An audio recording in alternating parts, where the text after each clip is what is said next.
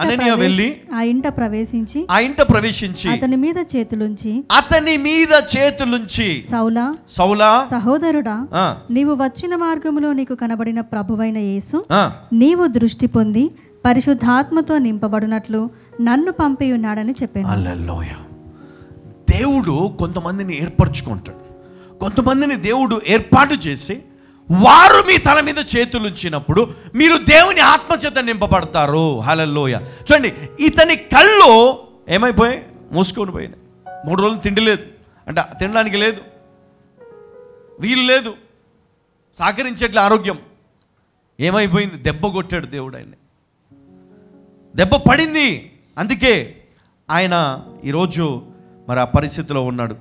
కానీ దేవుడు చెప్పాడు, ఇదిగో అననీయ వెళ్ళి ఆ ఇంట ప్రవేశించి అతని మీద చేతులుంచి, సౌలా సహోదరుడా, నీవు వచ్చిన మార్గములో నీకు కనబడిన ప్రభు అయిన యేసు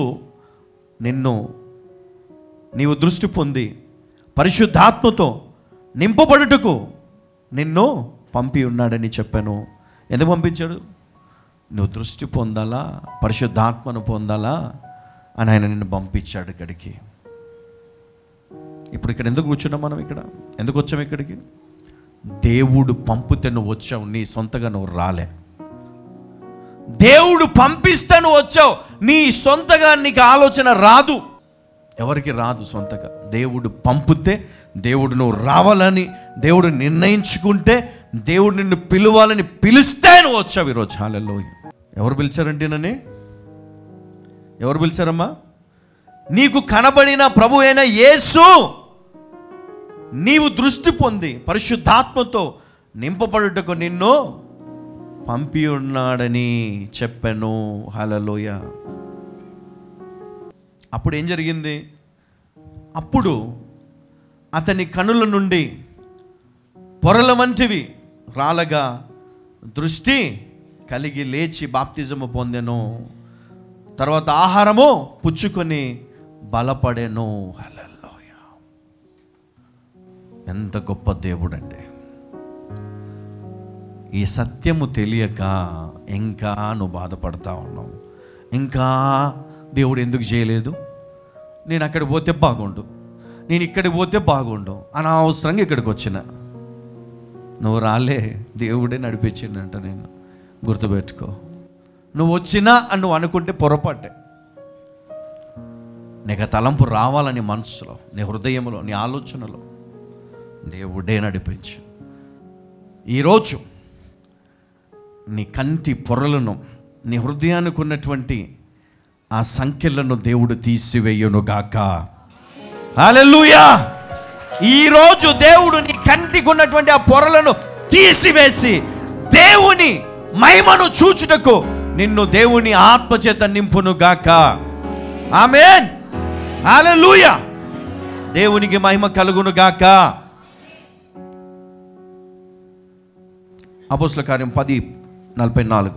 పేతురు ఈ మాటలు ఇంకా చెప్పుచుండగా అతని బోధ విన్న వారందరి మీదకి పరిశుద్ధాత్మ దిగెను. చూడండి, ఇక్కడ ఇంకొకటి జరిగింది. ఇక్కడ ఈ అపోస్తలు తల మీద చేతులుంచినప్పుడు వారు శక్తి చేత నింపబడ్డారు, పరిశుద్ధాత్మ చేత నింపబడ్డారు. అయితే ఇక్కడ ఇంకొకటి మనం చూస్తూ ఉన్నాం. ఏం చూస్తూ ఉన్నాం ఇక్కడ అంటే, పేతురు ఈ మాటలు ఇంకా చెప్పుచుండగా అతని బోధ విన్న వారందరి మీద పరిశుద్ధాత్మ దిగెను. పరిశుద్ధాత్మ దిగెను అంటే అభిషేక ప్రసంగము.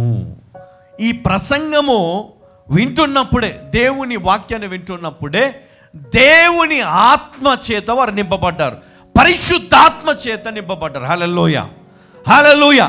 ఒకవేళ నువ్వు సిద్ధపడి వచ్చినట్లయితే నువ్వు కూర్చున్నప్పుడే నువ్వు దేవుని ఆత్మచేత నింపబడతావు.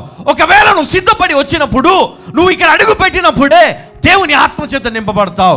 ఒకవేళ నువ్వు సిద్ధపడి వచ్చినప్పుడు ఇదిగో ఆ దైవజనుని స్వరము వినగానే విడుదల పొందుతావు నువ్వు. హల్లెలూయా. అంటే నువ్వు సిద్ధపడి రావాలా.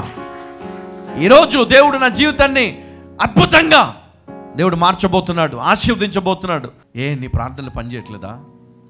నీ విశ్వాసం లేదా? నీకు బయటికి రావడానికి విశ్వాసం లేదా?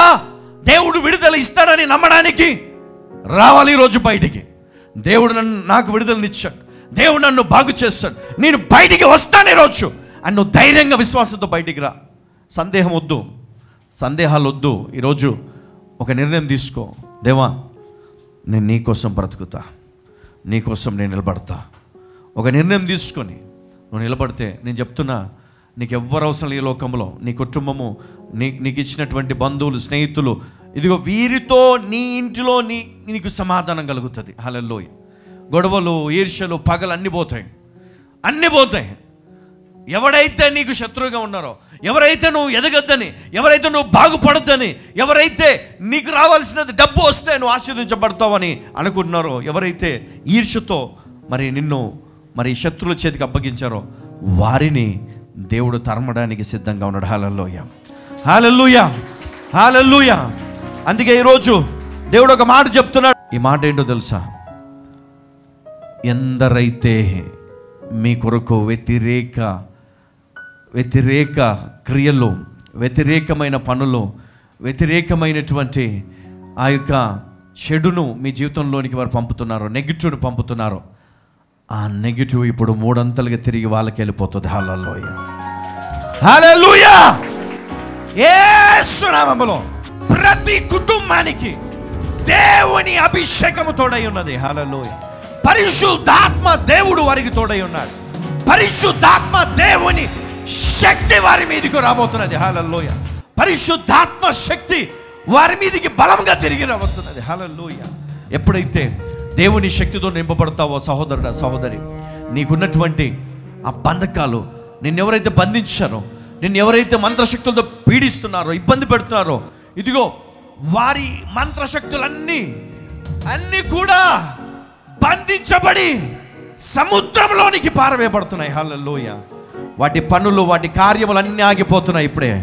అవును, వాడు ఏది చేసినా ఫలించదు. ఎందుకంటే దేవుని అగ్ని అడ్డుగా నిలబడింది నీకు వారికి మధ్యలో. హల్లెలూయా, హల్లెలూయా. చెప్పండి, యేసయ్యా, యేసయ్యా, నీవు నాకు తోడుండగా విజయము నాకున్నదయ్యా. నీవు నా పక్షంలోనుండగా సాతానుడు నన్నేమి చేయలేడయ్యా. నీవు నా తోడుండగా శత్రువు నన్నేమి చేయడయ్యా. యేసయ్యా, నీకు స్తోత్రమయ్యా. నజరేయుడైన యేసు నామములో దుష్ట శక్తుల ప్రభావముతో, మంత్రక్రియలతో ఇదిగో మీ ఆస్తులను కోల్పోయినట్లయితే దేవుడు ఇప్పుడే తిరిగి మీ ఆస్తులను మీకు అనుగ్రహించును గాక. డబ్బు కోల్పోయినట్లయితే డబ్బును దేవుడు తిరిగి మీకు ఇచ్చి మిమ్మల్ని ఆశీర్వదించును గాక. ఆరోగ్యం కోల్పోయినట్లయితే తిరిగి మీ ఆరోగ్యం పొందుదురు గాక. మీ హక్కును మీరు పొందుదురు గాక. మీ అధికారమును మీరు పొందుదురు గాక. మీ దీవెన ఆశీర్వాదం మీ సొంతమగును గాక. ప్రతి అపవిత్రమైన శాపమును నేను యేసు నామములో విచ్ఛిన్నము చేస్తున్నాను. యేసు నామములో నేను కొట్టివేస్తున్నాను. యేసు నామములో వాటిని కాల్చివేస్తున్నాను. చదవకుండా ప్రయోగాలను ప్రయోగించిన వారిని యేసు నామములో నేను ఇప్పుడే గద్దిస్తున్నాను. అవును, మీ పిల్లలు చదవకుండా, మీ పిల్లలు బాగుపడకుండా, మీ పిల్లలు ఎదగకుండా, మీ పిల్లలకు ఉద్యోగాలు రాకుండా, మీరు ఆశీర్వదించబడకుండా మిమ్మల్ని బంధించిన ప్రతి బంధకములు యేసు నామములో కాలిపోవను గాక. ప్రతి బంధకములు కాలిపోవను గాక. ఇదిగో కుటుంబాలకు చేసిన ప్రతి నష్టము, ప్రతి చెడు యేసు నామములో కాలిపోవను గాక. ఆయన అభిషేకం మనందరి పైన దిగి వచ్చును గాక. ఆయన వెలుగు మన పైన దిగి వచ్చును గాక. పరిశుద్ధాత్మ అభిషేకము ఇక్కడున్న నీ పైన, నీ కుటుంబం పైన, నీ తరముల పైన దేవుడు కుమ్మరించును గాక. హల్లెలూయా.